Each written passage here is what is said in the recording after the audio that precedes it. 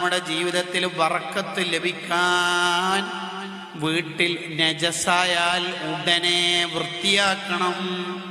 കാരണം ഇന്നൽ മലായിക്കത്ത ലാ തദ്ഖുലു ബൈതൻ ഫീഹി ബൗലുൻ, മൂത്രമുള്ളിടത്ത് നജസുള്ളിടത്ത് മലക്കൾ വരില്ല. ഇപ്പൊ നമ്മുടെ നന്മ തിന്മ എഴുതുന്ന മലക്കളുണ്ടല്ലോ, റഖീബ് അതീദ് അലൈഹി വസ്സലാത്തു വസ്സലാം, അവര് നമ്മുടെ കൂടെ എല്ലാ സമയത്തും ഉണ്ടാവും.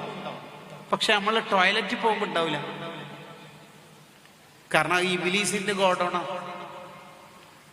ഇബ്ലീസിന്റെ മെയിൻ ചങ്സുകൾ ടോയ്ലറ്റിൽ കുറെ സമയം ഇരിക്കും. മെയിൻ സുഹൃത്തുക്കൾ കുറെ സമയം ഇരിക്കും. അങ്ങനെ ഉണ്ടാവും ചില ടോയ്ലറ്റിൽ അധിക സമയം ഇരിക്കാൻ പാടില്ല, വേഗം വരണം. ടോയ്ലറ്റിൽ പോകേണ്ടി വരുന്നോണ്ട് ഫുഡ് കുറക്കുന്നവരായിരുന്നു നമ്മുടെ മഹാന്മാരായ മുൻഗാമികൾ. അതിനർത്ഥം ഒരാൾ ടോയ്ലറ്റിൽ പോയിട്ട് എന്തെങ്കിലും തെറ്റ് ചെയ്താൽ ഇബ്ലീസിന്റെ ഷർറിൽ പെട്ടിട്ട് തെറ്റ് ചെയ്താൽ മലക്കൾ എഴുതൂല എന്നല്ല കേട്ടോ. മലക്കൾ അതിന്റെ പുറത്ത് നിൽക്കും. എന്നിട്ട് തെറ്റിന്റെ വാസന കൊണ്ട് ഇത് എഴുതി വെക്കും. അത്രേ.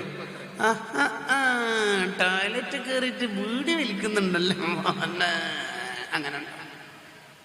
ചില ആൾക്കാർ അതിനായിട്ട് ട്രെയിനിന്റെ ടോയ്ലറ്റുകളിൽ കയറും, ഒരിക്കൽ എന്തെങ്കിലും ഉപയോഗിക്കാനൊക്കെ.